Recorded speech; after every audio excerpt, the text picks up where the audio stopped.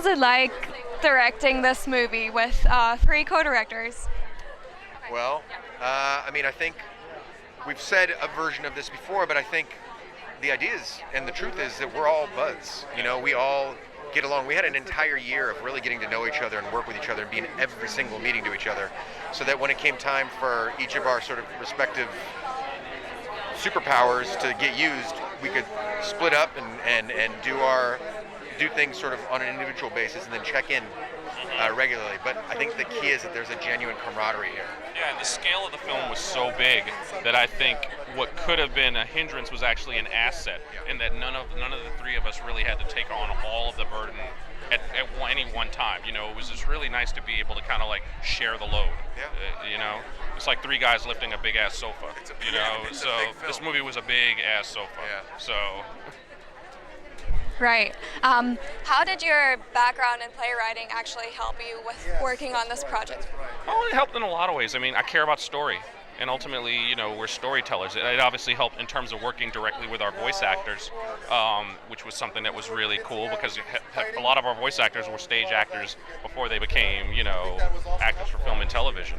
But I think it all kind of goes back to this, storytelling place and like telling something that's emotional and connects to an audience. And I think playwriting has always like informed that element of what I do.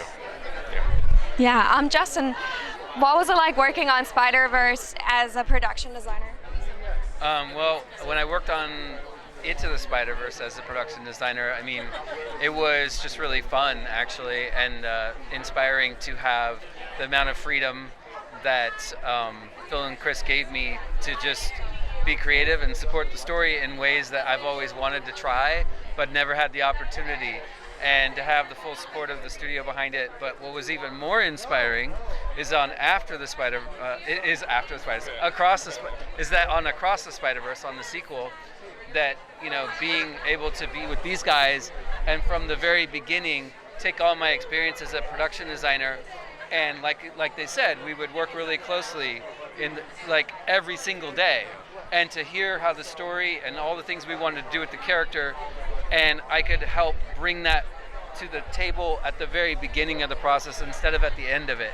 And then that way it was planned from the beginning, all these incredible effects, incredible visual styles that we had to do. I could help these guys, and we could help each other build even more into the second film and make it even greater than whatever I did on the first film was. So. Right, that sounds good. And what would you say, what does it feel like to receive such positive feedback about this movie? I mean, you're in a tunnel for a really, really long time, right? You're making these films, you don't really get to see the outside world. The feedback is sort of internal at first, and once you start getting outside positive feedback, it's incredibly validating. But it's also, I will say, it's equally validating to get legitimate criticism and know that we still have time and the trust of the studio and the trust of our producers and the trust of our fellow directors to make changes. I think we've said this a ton of times before, but animation at times can be a bunch of failures before it's a success.